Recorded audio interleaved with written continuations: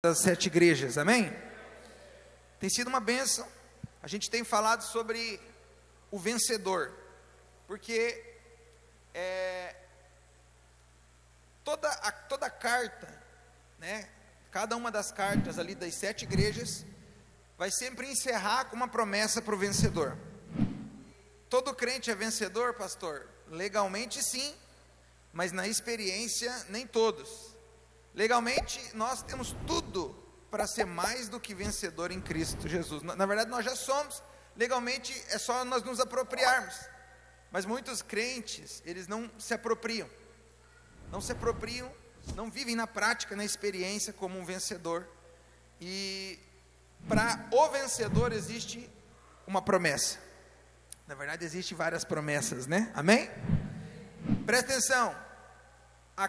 As 7 cartas são para igreja.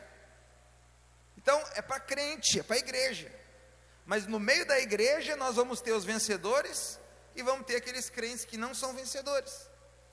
Então o nosso encargo como igreja videira é edificar uma igreja de vencedores. Aleluia. Se você quiser falar glória a Deus, você me ajuda. Esse é o nosso encargo. Amém, irmãos? Eu quero ler com você então Apocalipse capítulo 2, onde vai falar da terceira igreja, a igreja de Pérgamo. Vamos lá. Ao anjo da igreja em Pérgamo escreve: estas coisas diz aquele que tem a espada afiada de 2 gumes. Eu conheço o lugar em que habitas, aonde está o trono de Satanás, e que conservas o meu nome e não negaste a minha fé. Ainda nos dias de Antipas, a minha testemunha, o meu fiel, o qual foi morto entre vós, onde Satanás habita. Passa aí para mim que não foi.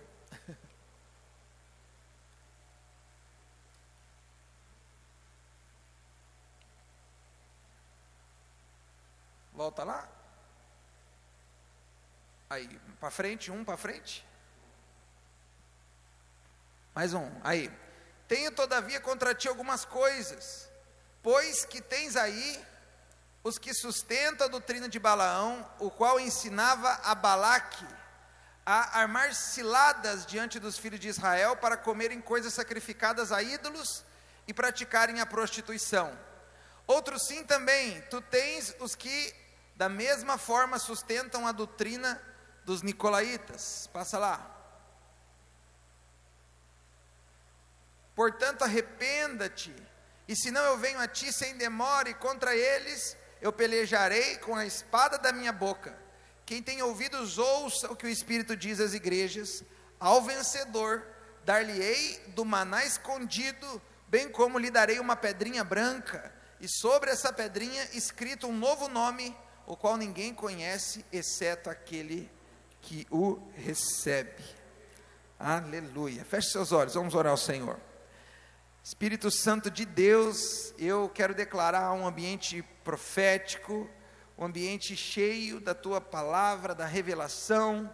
Senhor, nós queremos luz, revelação no nosso espírito, porque a revelação, ela gera transformação, e nós queremos ser transformados todas as semanas, pela palavra do Senhor, Pai. Então, eu declaro um ambiente aberto, corações abertos, para que nós possamos aprender juntos nessa noite, no nome de Jesus. Quem crê, diga amém. Aleluia. Ok, então, nós estamos falando sobre as igrejas do Apocalipse, as 7 igrejas. Vou relembrar aqui para você, quais são as 7 igrejas, vamos lá. Éfeso, Esmirna, Pérgamo, Tiatira, Sardes, Filadélfia e Laodiceia. E hoje nós estamos então falando da terceira igreja, ok? Pérgamo. E nós vimos que profeticamente Éfeso aponta para a igreja do primeiro século, a igreja primitiva, lá em Atos dos Apóstolos, a igreja quando nasceu, né? Na semana passada nós vimos sobre a igreja de Esmirna. Foi forte semana passada, passei até um vídeo aqui sobre mais ou menos o que aquela igreja vivia, né? A perseguição. A igreja de Esmirna profeticamente aponta para a igreja do 2º e do 3º século, a igreja mais perseguida da história, ok, irmãos? Aqueles irmãos de Esmirna, de fato, eles se sacrificaram por Jesus, né? Davam a sua própria vida pelo Senhor Jesus. Eles poderiam negar o Senhor e serem livres, mas eles preferiram a morte. Eles amaram mais o Senhor do que a sua própria vida. E nós temos muito para aprender com esses irmãos de Esmirna. Amém, irmãos? E hoje nós vamos aprender um pouco sobre a igreja de Pérgamo, né? Nós acabamos de ler aqui então a carta para o anjo da igreja de Pérgamo, né? Para o líder dali, daquela igreja. E a igreja de Pérgamo então, ela representa na história da igreja, né? Profeticamente a igreja do 4º século, que foi o período em que a igreja, ela se uniu com o Império Romano. Você veja só que coisa, né? Eu estava compartilhando com a minha esposa hoje.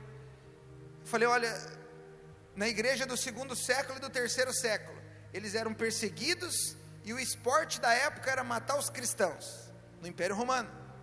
Mas no 4º século, com Constantino, você conhece um pouquinho mais da história, você vai saber disso, a igreja se tornou, a igreja cristã, né, o cristianismo, se tornou a religião oficial.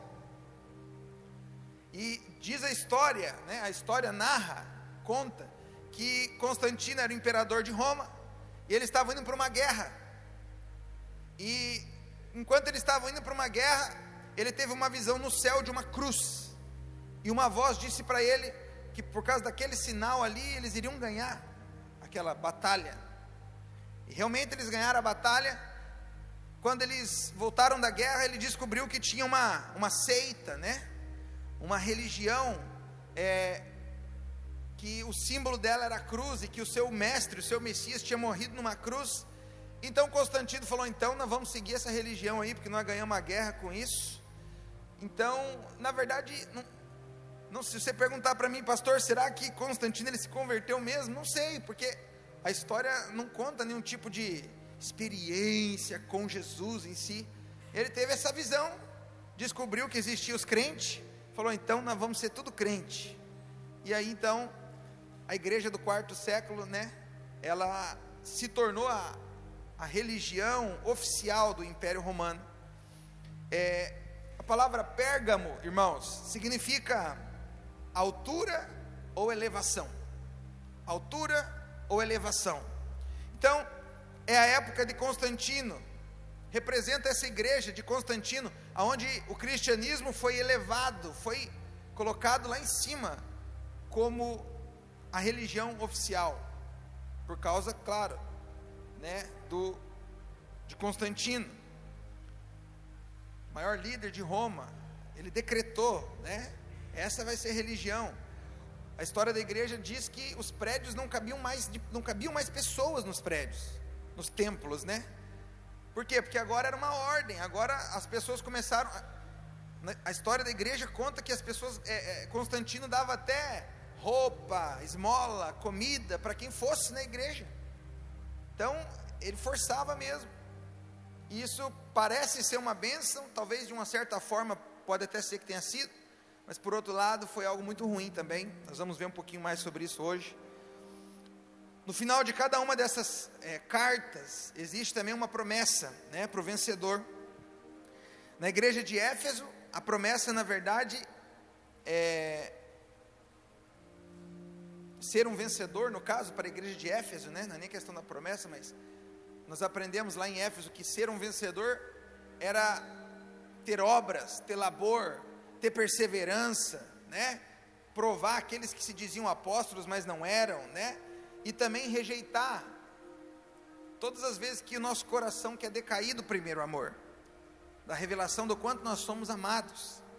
Aí, semana passada a gente viu que o padrão do vencedor na igreja de Esmirna era, mesmo passando por provas extremas, pobreza extrema, né, nós aprendemos que eles eram ricos para com Deus, né, e nós aprendemos com eles que nós precisamos ser fiel até a morte, né, porque essa foi a promessa que Deus falou para Esmirna, para a igreja de Esmirna, né, ser fiel até a morte, e dar-te-ei a coroa da vida. Por que Deus deu essa promessa para eles? Porque eles eram um povo que morriam mesmo por causa do evangelho. Jesus então deu uma palavra de fé para eles: pode ser fiel até a morte, que você vai receber a coroa da vida. Então, quem são os vencedores de Pérgamo, né? Que esse é o nosso objetivo nessas 7 igrejas, é falar do vencedor, desse padrão. Então, quem são os vencedores de Pérgamo? Qual o desafio da palavra de Deus para nós hoje? Vou tentar usar aqui de novo o controle, vamos ver. Aí, em primeiro lugar, o vencedor é aquele que guarda o nome e não nega a fé. Diga comigo assim: o vencedor é aquele que guarda o nome de Jesus, diga, e não nega a fé. Amém? Olha o que diz o texto ali, está no telão. Ao anjo da igreja em Pérgamo escreve: essas coisas diz aquele que tem espada afiada de 2 gumes. Conheço o lugar em que você habita, onde está o trono de Satanás, e que conservas o meu nome e não negaste a minha fé, onde Satanás habita. Uau! Para a igreja de Pérgamo, irmãos, o Senhor se apresenta de uma maneira, né, um pouco estranha talvez, dizendo: olha, eu sou aquele que tem a espada de 2 gumes na boca. A espada na boca, irmãos, é para julgamento, para uma igreja que se elevou politicamente, porque uma vez que o imperador tornou a religião como a coisa principal, a religião principal, foi aonde também a igreja se misturou fortemente com a política, né? E essa história de igreja com política não vem de agora, já vem de muito tempo, né? Eu não sou contra a política, eu acredito que precisa das lideranças, por uma questão de ser um cidadão, uma questão de nós morarmos numa cidade, temos que ter ordem, temos que ter as leis, é a política que faz isso, mas eu não tenho expectativa na política, a minha expectativa está no Senhor Jesus, aleluia. É muito ruim quando a gente começa a misturar as coisas. Essa igreja, a Bíblia diz que está localizada onde habita o trono de Satanás. Pensa que coisa, irmãos. Essa igreja foi conduzida a um casamento com o mundo, com o paganismo, que na verdade foi um adultério espiritual. Porque você sabe, irmãos, eu estou sendo bem raso com você aqui, falando que o cristianismo se tornou então a religião principal, mas houve muitas adaptações. Porque qual que é o problema da religião? É que a religião é uma coisa morta, não há vida. E o que Constantino queria e fez era isso mesmo. O amuleto dele era a cruz, ele venceu aquela batalha com a cruz, então ele usava a religião como aquele amuleto de vitória. Mas no meio do negócio muita coisa aconteceu. A igreja mudou, a liderança da igreja se corrompeu, a igreja virou uma igreja cheia de poder, luxúria, status. Tanto você pode, não sei se você já tinha parado para pensar nisso, né? Mas a igreja hoje, a igreja católica, né? Os católicos são cristãos. E aquele irmão que ele é católico, geralmente ele diz assim: eu sou católico, apostólico, romano, é ou não é? Por quê? Porque quando Constantino, imperador de Roma, colocou a igreja então como a religião principal, ele fez então um templo principal, a base principal da igreja católica em Roma, e até hoje é lá. E se você for lá, nunca fui, quero ir um dia conhecer, você vai perceber que se tem um lugar que tem riqueza, é naquele lugar. As coisas são de ouro, né? Foi naquele período, no período do 4º século, aonde a igreja se elevou, foi elevada, foi misturada, né, com a política, com a riqueza, enfim. Em Pérgamo também, irmãos, concentrava várias coisas, ali na cidade do paganismo. Lá em Pérgamo, irmãos, estava o único templo fora de Roma, que foi autorizado para adoração do imperador. Lá também havia um grande templo a Zeus, né, que era o Salvador reconhecido para sua adoração, e também tinha uma torre em sua honra. Lá também era adorado o deus Escalópios, né, que era uma cobra, a imagem de uma cobra, que era o deus da cura. Tanto é que, se você sabe, o símbolo hoje da medicina é essa cobra, né? Pode perceber que às vezes você vai num um consultório médico e tal, vai ter uma estatuetinha lá de uma cobra enrolada, ou um quadro, porque é daqui que veio. Era um Deus, o Deus da cura, um Deus que era adorado. Então veja só, apesar de toda essa oposição, veja, agora eu quero que você pense comigo o seguinte: veja em qual contexto que a igreja de Pérgamo viveu. Aonde ela viveu? A palavra de Deus diz que ali tinha o trono de Satanás. Mas por que o trono de Satanás, né? Os estudiosos da palavra, todos eles acreditam que é por causa exatamente dessa mistura da igreja com a política, com outros deuses, com essa adoração a pessoas, essa mistura toda. O cristianismo se misturou. Satanás então era adorado, porque Satanás se esconde atrás dessas coisas. Você veja que coisa, irmãos, né? Mas apesar de toda essa oposição, a palavra de Deus diz para a igreja, né, que eles estavam guardando o nome do Senhor, e eles não estavam negando a fé. Aleluia. Que coisa terrível, quando a igreja tem que servir a Deus num lugar onde existe o trono de Satanás, né? Há igrejas que estão situadas em lugares difíceis.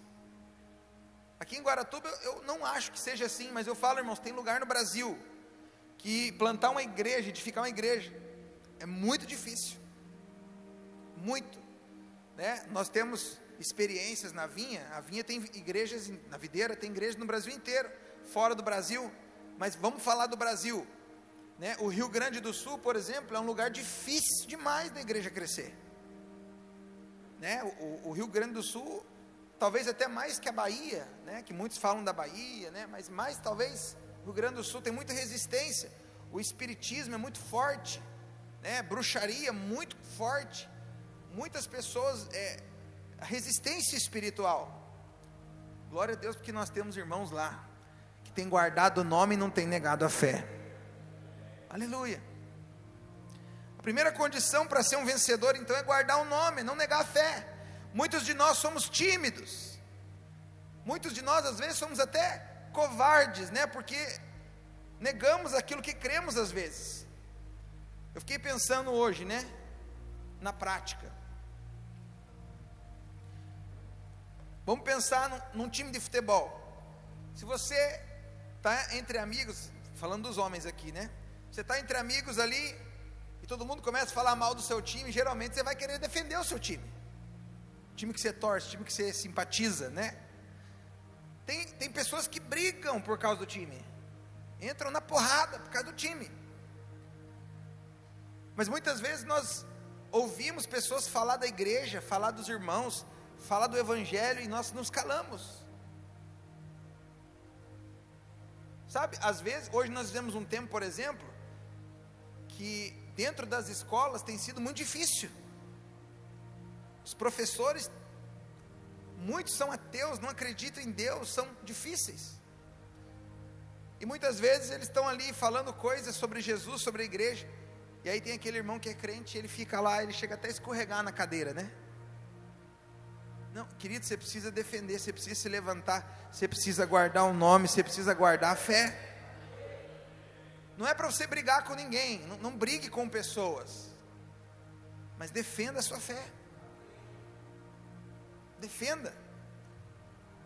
Sabe, ainda que nos acusem, nós não vamos negar o que o Senhor tem nos ensinado, Ele tem nos dado. Nós vamos defender a nossa fé. Nós vamos ser coerentes com aquilo que nós falamos, ensinamos, irmãos. Nós vivemos num tempo que Deus requer de nós um posicionamento. Você concorda comigo, sim ou não? Nós devemos amar a todos, mas eu amar não quer dizer que eu vou concordar, vou ser politicamente correto com coisas que são erradas. Entendeu? Nós somos chamados para liberar o amor de Deus para as pessoas. Esse é o evangelho da graça.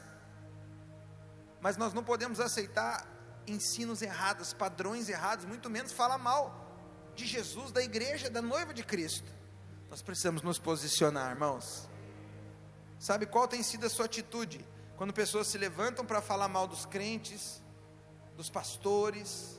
Sabe, você defende a sua fé ou não? A primeira coisa que Jesus falou aqui desses irmãos de Pérgamo é que Onde eles estavam, lá estava o trono de Satanás, mas ele estava feliz, porque aqueles irmãos estavam guardando o nome, estavam sustentando o nome de Jesus, estavam guardando a fé. Quantos estão entendendo isso? Diga amém.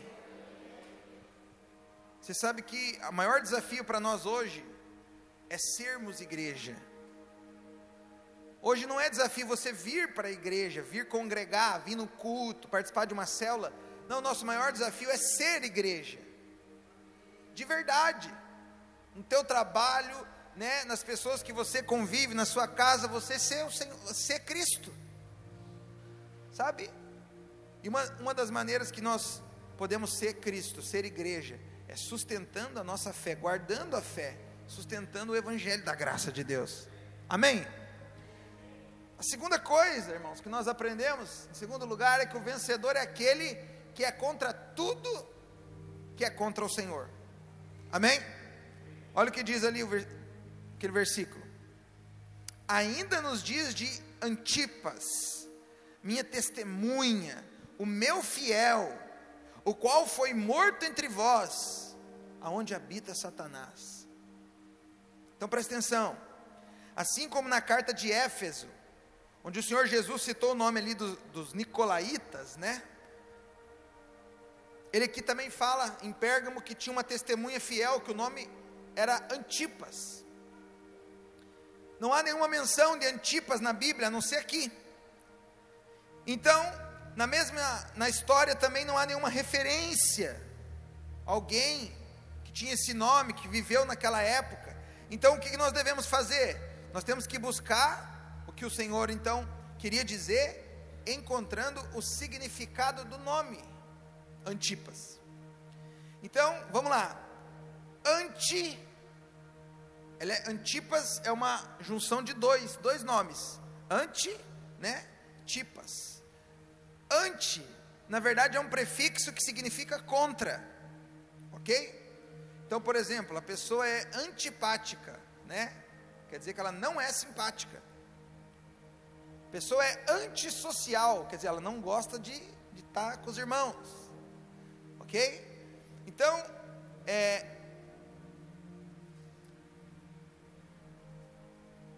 muito forte isso aqui, porque você precisa entender algo. Eu acho tão lindo isso na palavra, irmão, sério.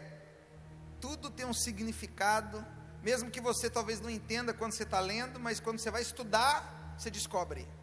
E por isso que é importante você estudar a palavra de Deus, amém, irmãos?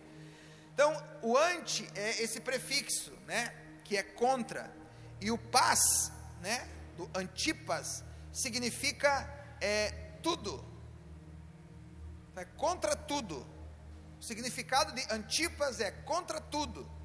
Mas não é que ele é do contra, no sentido assim, aquele cara que gosta só de contrariar, né? Mas é que ele fica do lado de Deus e ele vai se opor sempre contra qualquer coisa que vá contra o Senhor. Ele é contra qualquer coisa que venha do espírito do mundo. Esse é o Antipas. Veja, irmãos, presta atenção, veja como tem conexão tudo isso. Jesus está dizendo que a igreja de Pérgamo é a igreja onde tinha ali o trono de Satanás, onde a igreja se misturou com a política, com a riqueza, com a ostentação. Mas daí Jesus está dizendo aqui que ele ficava feliz, ele se alegrava, porque tinha o Antipas, que estava lá, firme e forte. O meu fiel, a Bíblia diz, né? O meu fiel, e que foi até morto, porque todas as vezes que você se levanta contra aquilo que vai, né, você vai ser perseguido. Nós gostamos de ser politicamente correto, mas quando nós nos posicionamos com a palavra, quando nós nos tornamos um Antipas, nós vamos contra aquilo que vai contra os princípios do Senhor. Então nós começamos a ser perseguidos, começamos a ter talvez até inimigos, sabe? Numa época, irmãos, onde muitos acham que ensinar a Bíblia é uma coisa banal, pesada, desinteressante, nós estamos aqui, irmãos, toda semana, estudando a palavra de Deus. Toda quinta-feira, Nós investimos 2 horas e nós temos o cursão e o CTL, estudando a palavra de Deus. 4, 5 vezes por ano nós temos os encontros com Deus, onde nós pregamos a palavra de Deus. Nós somos o povo da palavra, irmãos. Numa época em que muitos buscam pregações com conteúdo só emotivo, numa época onde muitas pessoas até querem ir para uma igreja, mas só onde elas ouvem autoajuda, onde coloca o homem no centro, né? Não, nós estamos aqui para falar de Cristo, e nós colocamos Cristo no centro. Ele é o centro, irmãos. Então, vou falar algo para você. Isso não é ser, isso aqui que eu estou falando para você, que é ser um Antipas, é ser a favor do Senhor em tudo, e ser contra aquilo que o Senhor é contra também. Então, está indo contra a correnteza. Quando todos estão buscando um cristianismo superficial, nós estamos falando de algo sério, nós estamos falando de algo profundo em Deus, que nos leva para a profundidade. Ser um Antipas, irmãos, é você não se conformar com o mundo, não se conformar com as coisas do mundo, com as práticas de pecado. Nós vemos uma geração onde muitas pessoas, muitos irmãos falam assim: não, nós estamos na graça, nós podemos fazer isso, fazer aquilo. Irmão, se você nasceu de novo, agora você tem a natureza de Cristo, e não precisa de ninguém ficar falando para você o que você pode ou não pode fazer, porque agora o Espírito Santo habita em você, e aquele que tem o Espírito Santo, ele é guiado pelo Espírito, irmãos. Ele é guiado. Nós não precisamos ficar colocando regras e leis, que quem nasceu de novo vai andar em santidade, sim, porque aquele que é santo mora dentro dele. Sabe, o problema nosso é que nós queremos ser politicamente correto. Talvez esse foi um dos problemas da igreja em Pérgamo, porque agora o imperador, né, colocou a igreja como a religião principal. Então vamos ser, né, tolerante com o imperador. Não, irmãos, nós não abrimos mão da palavra. Pode vir o presidente da república aqui na igreja, pode vir o prefeito da cidade, qualquer pessoa que é uma autoridade, nós vamos honrá-la e respeitá-la, mas a maior autoridade é a autoridade da palavra de Deus. Nós não vamos fazer adaptações por causa de pessoas. Nós somos uma igreja apostólica, que acredita, que ensina e que crê na doutrina dos apóstolos. Amém, irmãos? Então, quantos querem ser Antipas aqui nesses dias atuais? Aqui, diga amém. Aleluia. O que aconteceu com Antipas? A Bíblia diz que ele foi morto, irmãos. Então presta atenção, se você for realmente cristão e quiser andar como um vencedor, irmãos, você vai contra o fluxo normal desse mundo. E porque você vai contra o fluxo normal, você vai ter resistências, pressões, perseguições. Nós vivemos num mundo em que as pessoas não valorizam a palavra de Deus, as pessoas não gostam de estudar a palavra. Nós vivemos uma geração rasa, as pessoas não leem, elas acreditam em tudo que elas ouvem. Nós vivemos então num mundo caído. As novelas, irmãos, estão ensinando aí o adultério, estimula ali o público a torcer contra o divórcio, mas nós pregamos contra o divórcio, porque Deus quer que você não se separe. Se você casou, você vai até o fim, você vai encarar as barreiras, você vai superar os obstáculos, o perdão vai ser maior do que tudo, e você vai ficar até o fim. Esse é o princípio bíblico. Enquanto o mundo prega a liberdade sexual, nós estamos aqui ensinando os jovens a manter um padrão de pureza e ter um relacionamento baseado no Senhor Jesus. Num tempo, irmãos, em que cada vez mais dentro da igreja se valoriza o título, né? A oração daquele líder lá religioso, porque ele está mais perto de Deus, porque ele, né, já é o apóstolo, apostila, sei lá o que ele é. Nós cremos e ensinamos que cada crente é um sacerdote, que é o que está escrito. Sabe, se você quer ser um vencedor, não procure falar o que os outros falam, não procure ganhar tapinha nas costas sempre. Às vezes as pessoas vão contra você, não tem jeito. Mas se posicione sempre pelo Senhor, sempre pela sua palavra. Isso é ser um Antipas. Eu quero ser um Antipas nessa geração, irmãos. A terceira coisa que nós aprendemos, em terceiro lugar, o vencedor é aquele que rejeita as doutrinas erradas. Isso aqui é poderoso. Vamos ler ali, quero que você acompanhe comigo. Tenho todavia contra ti algumas coisas, pois que tens aí os que sustentam a doutrina de Balaão, o qual ensinava a Balaque a armar ciladas diante dos filhos de Israel, para comerem coisas sacrificadas aos ídolos, e praticarem a prostituição. Outros sim também tu tens os que da mesma forma sustentam a doutrina dos nicolaítas. Olha os caras aqui de novo, irmãos, os nicolaítas. Então presta atenção, Deus fez ali ele faz uma observação contra essa igreja. Ele repreende a igreja de Pérgamo por conviver, por aceitar doutrinas erradas. Lembra na primeira igreja, a igreja de Éfeso, que o Senhor Jesus elogiou eles, porque eles provavam aqueles que se diziam apóstolos, mas não eram? Esse aqui talvez foi o erro da igreja de Pérgamo. Eles estavam aceitando doutrinas erradas, irmãos, dentro da igreja. Pelo menos duas aqui são citadas: a doutrina de Balaão e a doutrina dos nicolaítas. Vamos falar primeiro de Balaão. Vamos lá, quem que é Balaão? A descrição da doutrina de Balaão vai se referir à história lá do Velho Testamento, que está lá em Números 22. Vou resumir aqui a história para os irmãos, para a gente não otimizar o nosso tempo. No final dos 40 anos da peregrinação, os israelitas chegaram perto da terra prometida. Eles estavam próximos, e eles se acamparam ali nas campinas de Moabe. E os moabitas e os midianitas ficaram amedrontados, irmãos, porque sabia que Deus estava com eles. Balaque então chamou Balaão, só que é o seguinte: Balaque chamou Balaão para amaldiçoar o povo de Israel. A Bíblia diz que Balaque pagou ele.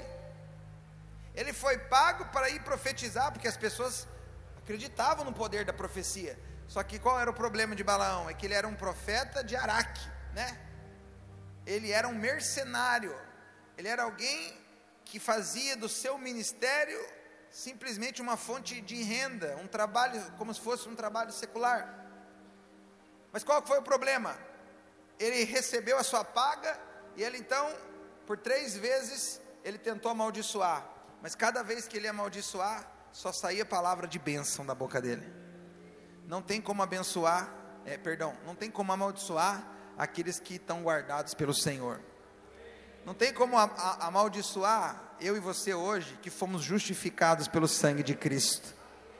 Pode dizer amém por isso? Você tem que crer nisso, irmãos. Não há mais maldição sobre nós. Você crê nisso? Então vamos lá. Você sabe, no final das contas, o miserável aqui do Balaão não conseguiu amaldiçoar, porque Deus não deixava. Então ele deu uma dica, para aqueles que tinham pagado ele, para os moabitas, e ele disse, está aqui, Balaque, ele ensinou a Balaque a armar ciladas diante dos filhos de Israel, para comerem coisas sacrificadas aos ídolos, e praticarem a prostituição. Ele falou, não tem como eu amaldiçoar o povo, então nós vamos ter que colocar os homens no meio de festas, para eles serem seduzidos pelas mulheres, e aí eles vão se misturar, e aí Deus vai pesar a mão sobre eles, porque era no Antigo Testamento, Deus vinha mesmo. Eu vou falar algo para você, irmãos, realmente isso aconteceu, e Deus então mandou uma praga, que matou 24 mil israelitas. Uau! Você veja só, como esse Balaão era do diabo. Ele era profeta de Deus, mas não era judeu. E a história relata que ele era um profeta profissional. Ele era pago para profetizar. Deus colocou um anjo então para se opor a ele. É que eu não tenho tempo de ler aqui com você, mas se você ler, a passagem é bizarra. Ele estava montado na jumenta, e o anjo apareceu, a jumenta travava, e ele ficava bravo. A Bíblia diz que ele começou a bater na jumenta, até que a jumenta falou com ele. Deus permitiu que ela falasse. Quando falou, ele até espantou. Você vê, quando o profeta é carnal, irmãos, até o jumento vê o anjo, mas o profeta não vê nada. Apesar de tudo, irmãos, Balaão, ele então não ouviu, e ele também não obedeceu ao anjo. Ele subiu para amaldiçoar, mas Deus não deixou. Ele teve que abençoar, como eu te disse. E como Balaque já o havia pago pelo serviço, ele arranjou uma outra forma que eu acabei de contar para você aqui. Orientou então Balaque, e assim foi feito, e assim eles se misturaram. Deus ficou irado. Era no Antigo Testamento, era assim que acontecia. Veja, irmãos, no Novo Testamento tem 3 princípios sobre Balaão. A Bíblia vai falar de 3 princípios. O primeiro princípio é o caminho de Balaão, está lá em 2 Pedro 2,15, né? O que significa o caminho de Balaão? Significa aceitar dinheiro para profetizar, significa ser os mercenários da fé. Agora minha pergunta para você aqui hoje, seja honesto comigo, nos dias atuais, nós temos igrejas e pastores e líderes religiosos que se aproveitam do ministério para arrecadar dinheiro? Você conhece alguma igreja assim? Quem conhece, levanta a mão. Eu conheço, infelizmente.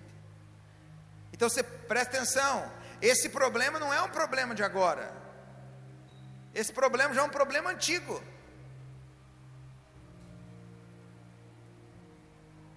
Você vê, irmãos, isso aqui é o caminho de Balaão. Cuidado com esse caminho. Nós desempenhamos o ministério, irmãos, por um chamado divino, não por causa de dinheiro e de riqueza. Quem está comigo, diga glória a Deus. A Bíblia vai falar também do erro de Balaão, lá em Judas 11, né? Qual foi o erro? Foi pensar que Deus está virado com o povo, né? O texto diz assim, ó: ai deles, porque prosseguiram pelo caminho de Caim, e movidos de ganância, se precipitaram no erro de Balaão, e pereceram na revolta de Corá. Veja, Balaão era tão carnal que ele se perdeu. Ele viu que estava fazendo coisa errada, ele viu que Deus não estava com ele naquele negócio, mas mesmo assim, ele ainda foi até o fim, e arranjou uma maneira de corromper aquele povo, uma vez que ele não conseguia amaldiçoar. Terceiro aspecto de Balaão, que a Bíblia vai dizer no Novo Testamento, na verdade, esse aqui está lá no Antigo Testamento, em Números, né? É a doutrina de Balaão, né? Qual que era a doutrina de Balaão? Baseada em Números capítulo 31, é o casamento com o mundo e a indiferenciação. Isso aqui tem tudo a ver com a igreja de Pérgamo, porque o que seria o casamento com o mundo? Seria você colocar o padrão do mundo dentro da igreja. Eu não estou dizendo em coisas periféricas, irmãos, tá? Porque senão já vai ter irmão que vai falar assim, mas nós também estamos, tem umas luzes ali, agora está pintado de preto. Não, isso aqui é periférico, entendeu? Isso aqui é só uma estética, mas é a questão do coração, do espírito, sabe? É começar a ter práticas dentro da igreja que está totalmente fora do padrão de Cristo, da santidade, mas aí a gente começar a achar normal, a gente começar a achar que está tudo certo, que não tem nada a ver. Veja, a exortação para essa igreja aqui, irmãos, é que eles estavam se acostumando com a doutrina de Balaão, eles estavam deixando essa doutrina de Balaão dentro da igreja, normal, achando que aquilo era normal. Essa igreja também, irmãos, então estava tolerando aqueles que sustentavam essa doutrina, e infelizmente foi nessa época que a igreja mais se misturou com o mundo, foi a época pior. Mas o Senhor fala também uma coisa que havia mais lá em Pérgamo, que também era a doutrina dos nicolaítas, que nós já falamos dos nicolaítas aqui na primeira igreja, a igreja de Éfeso, né? Então, veja só, Lá em Éfeso, a Bíblia diz, na verdade, que eles não toleravam as obras dos nicolaítas. Isso lá em Éfeso. A Bíblia diz que Jesus estava feliz com os crentes de Éfeso, porque eles não toleravam as obras dos nicolaítas. Os irmãos lembram o que significa nicolaítas, né? Nicos e laicos, dominador do povo, é o clericalismo na igreja. O pastor é o sumo sacerdote e os irmãos é tudo clero, né? Tipo, ninguém pode nada. O pastor ora, o pastor é o ungidão, mas os irmãos não podem nada. Isso é do diabo, porque cada crente é um ministro, cada crente é um sacerdote. Então, lá em Éfeso, a Bíblia diz que os irmãos de Éfeso, Deus elogiou eles, falou: vocês são contra. Mas aqui em Pérgamo, aqui na igreja de Pérgamo, eles estavam aceitando a doutrina. Então você presta atenção, tudo que começa com obra, se você não trata, vai virar uma doutrina. Quem está comigo, diga amém. Se a gente começa a tolerar algumas coisas, a gente tolera uma vez, tolera duas, tolera três, vai virar doutrina. Meu retorno aqui sumiu, se alguém puder me ajudar. Então, eu não sei quantos já ouviram, vou contar uma historinha aqui, acho que eu já até contei, vou contar de novo. Diz que um casal, todo final de ano eles faziam o peru, né? Todo final de ano eles faziam o peru. E aí, o camarada casou com a Joana lá, e aí a Joana, né, a coisa vem de mãe para filha e tal, vem vindo. Chegou no final do ano, ela foi fazer o peru. Só que o finalzinho do peru ali assim, ela cortou fora. E ela assou só 75% do peru, mas aquela parte final do peru ali, ela cortou, não assou. Mas o cara não falou nada. Foi se passando os anos, e ela foi fazendo a mesma coisa, sempre. Quando já fazia uns 10 anos de casado, ele perguntou: mas por que você faz isso toda vez? Você corta, olha o tanto que está perdendo do peru. Aí ela falou assim: não sei, a minha mãe me ensinou assim. E eu perguntei isso para ela uma vez, ela disse que ela também não sabia, mas é que a avó dela tinha ensinado assim, né? Quando foram perguntar para a avó, que estava viva ainda, a avó falou: não, minha filha, que naquela época eu só tinha uma forma e só não cabia ele inteiro. Então eu tinha que cortar um pedaço, porque senão não ia caber, né? O que significa? É que aquilo que a gente vai praticando vai virar uma doutrina, não tem jeito. As pessoas que vão chegando depois vão achar que aquilo ali é normal e vai virar uma doutrina, e é isso aí. Presta atenção, lá em Éfeso, show, obrigado. Lá em Éfeso, irmãos, eram as obras, né, dos nicolaítas. Tem que só baixar aqui o retorno para mim agora. Mas aqui em Pérgamo já tinha virado doutrina. Agora deixa eu te falar por quê, presta atenção. Quando a igreja se tornou a religião principal, lá com Constantino começou a delegar poderes para os bispos, arcebispos, né? Poderes mesmo, eles tinham o poder. E o povo vinha participar do culto, mas era uma diferenciação muito grande. As roupas do sacerdote que eles tinham, toda ornamentada e tal, virou doutrina. E aí Jesus está falando para a igreja de Pérgamo: olha, vocês estão aceitando isso aí, está errado. Então, o que nós aprendemos aqui, irmãos, com essa parte aqui? Estou encerrando já, estou indo para a conclusão. É que nós precisamos ser contra toda a doutrina errada, amém, irmãos? Você precisa saber qual é a dispensação que nós estamos hoje. Graças ao Senhor Jesus, nós estamos na dispensação da graça, e nós precisamos então viver baseado nos princípios da palavra de Deus para esse tempo, para essa dispensação. Nós devemos nos levantar contra toda doutrina que não tem nada a ver com a igreja hoje. Sabe, eu vejo tanto crente hoje, irmãos, sofrendo, porque ele acha que Deus não ama ele, porque ele acha que a ira de Deus está sobre ele, que ele acha que ele está debaixo de maldição. Meu Deus, esses irmãos sofrem, porque eles não conhecem o Evangelho, eles não conhecem.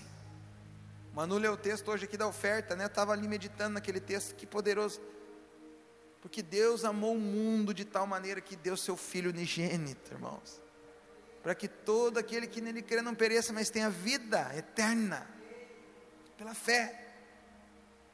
Aí o versículo 17 diz assim, né? Porque o Senhor Jesus não veio para julgar o mundo, mas Ele veio para salvar, irmãos.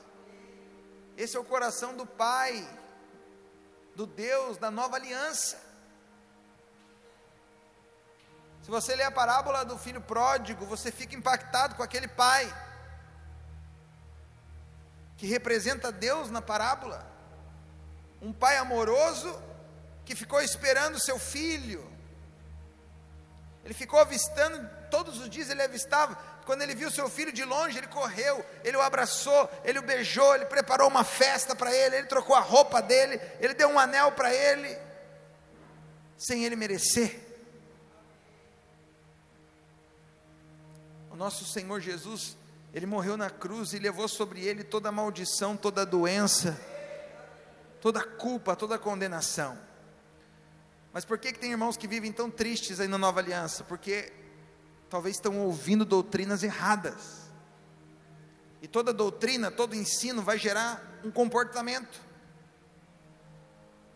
Pastor, qual tem que ser o meu comportamento? Você tem que se comportar todo dia como um filho amado do Pai, mesmo quando as circunstâncias fiquem ruins, você precisa crer que você é amado.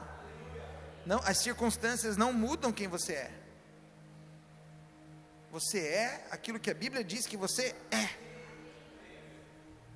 Mas eu acho tão poderoso isso. Às vezes eu converso com irmãos da nossa igreja durante a semana, na rua e tal, ou na célula, e eu vejo os irmãos falando, não, eu sou amado, eu levanto, eu sou amado, e eu fico feliz com isso. Eu fico feliz por quê? Porque se o irmão está vindo aqui no culto, ele está ouvindo, ele está compartilhando, aquilo já virou verdade para ele. E ele está nesse mundo caído, no mundo nós temos aflições, mas ele já não deixa as aflições dominarem ele, porque ele sabe que agora ele é amado, ele é filho. Então, a exortação que Deus falou, Jesus falou para essa igreja de Pérgamo, é que eles estavam tolerando a doutrinas erradas, a doutrina de Balaão e a doutrina dos nicolaítas. Nós não vamos tolerar doutrinas erradas aqui, amém, irmãos? Mas para encerrar, o Senhor finaliza então, irmãos, né? Dizendo para o vencedor, quero ler com você, ao anjo da igreja, voltou? Não.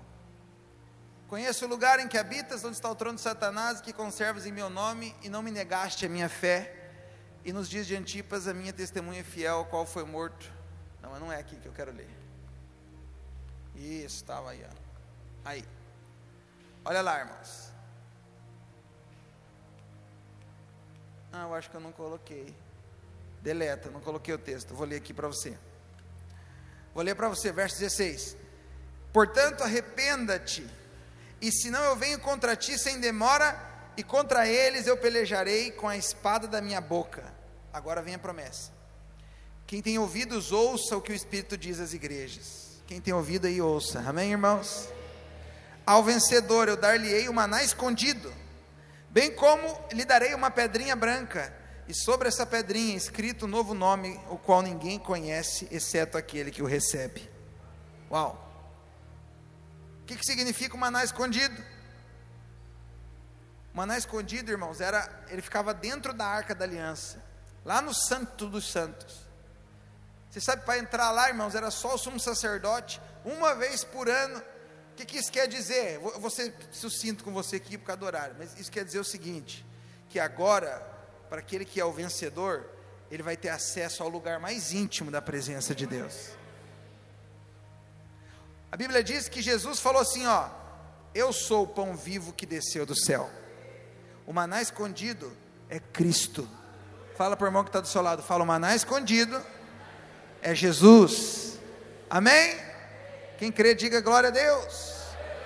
Ele está dizendo: olha, ao vencedor, ele vai ter o direito de comer lá do maná escondido. Isso aqui fala de um novo nível de intimidade.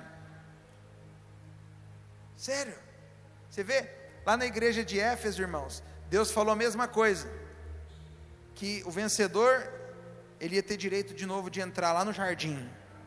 Uau, você vê como que Deus gosta disso. Deus criou o homem para relacionamento, Deus criou o homem para desfrute, Deus quer desfrutar de um relacionamento íntimo com você. E o vencedor, ele vai ter direito a comer do maná escondido, a ter relacionamento íntimo com Jesus. E para encerrar, a Bíblia diz então, o texto diz, né, bem como também lhe darei uma pedrinha branca, e sobre essa pedrinha escrito o seu novo nome. O nome tem a ver com o encontro com Deus. Você sabe, irmãos, que todo mundo que tem um encontro com Deus, Deus muda o nome dele. Na Bíblia esse é um padrão, né? Abrão se tornou Abraão, né? Enfim, os irmãos sabem os exemplos. Então, o que significa o nome? Toda vez que você tem um encontro poderoso com Jesus, você se torna outra pessoa, né? A sua identidade agora é outra, é de um filho amado. Mas o que era a pedrinha branca? Isso aqui é importante eu falar, porque tem a ver com o contexto histórico da época, ali em Roma. Eu achei muito legal descobrir isso hoje até na internet, que eu fico fuçando, daí eu descobri um videozinho, os caras falando que eles usavam para julgar, era usado para várias coisas, né? Num tribunal de julgamento era usado, para coroação de uma premiação, por exemplo, de um atleta, né? Também era usada a pedrinha, e também nas eleições políticas, também era usada a pedrinha.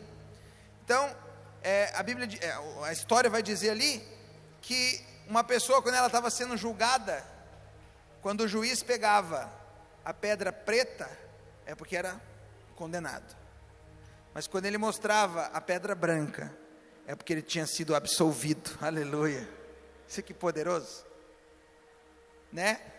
No meio da política, mesma coisa, quando o candidato, ele recebia a pedrinha branca, significava que ele tinha sido eleito, e a Bíblia diz que nós fomos eleitos em Cristo.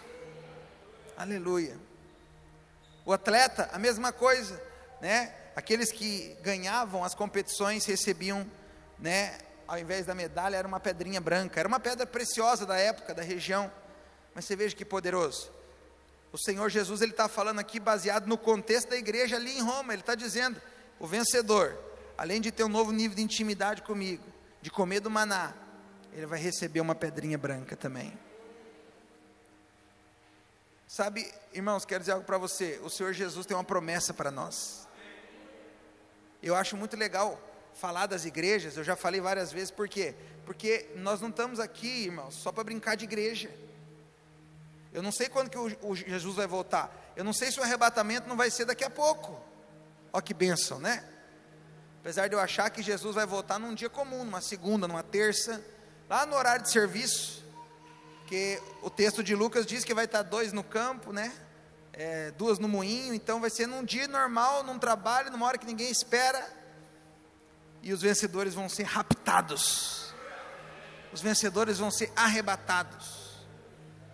A gente acha que vai ser no culto, né?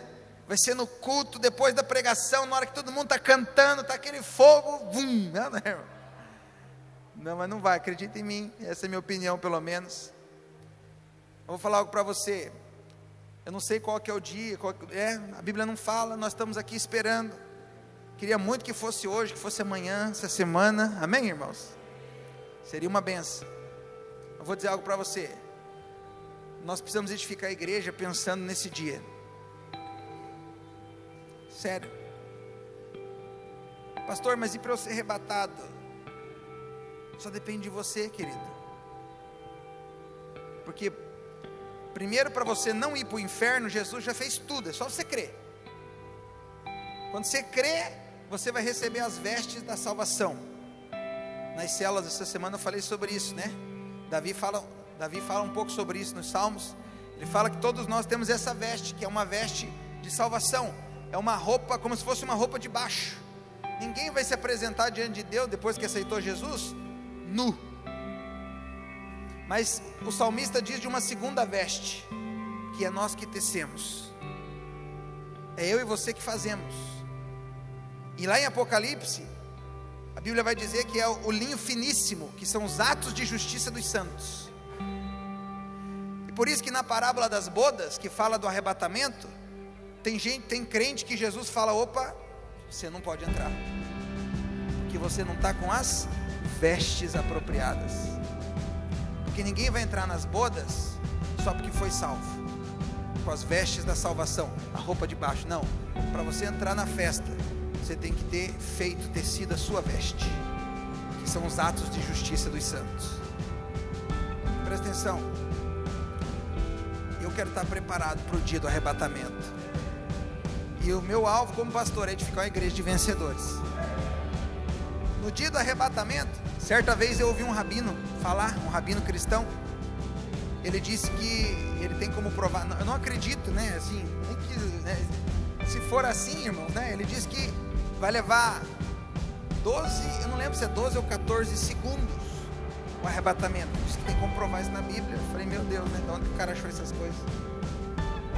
Mas eu só sei que se for mesmo 12 segundos, 14 segundos, quando eu chegar lá, eu quero ver você lá. Eu quero ver você lá comigo. Quero olhar para você e a gente sorrir junto e desfrutar da presença do Rei dos Reis. Mas nós temos a oportunidade hoje de estar apto para o arrebatamento. Veja, irmãos, as 7 cartas é o Senhor Jesus falando com a gente, ensinando para nós o padrão do vencedor. Eu quero estar aberto para aprender todo dia, para estar preparado para esse dia do arrebatamento. Fica de pé em nome de Jesus. Meu horário já foi.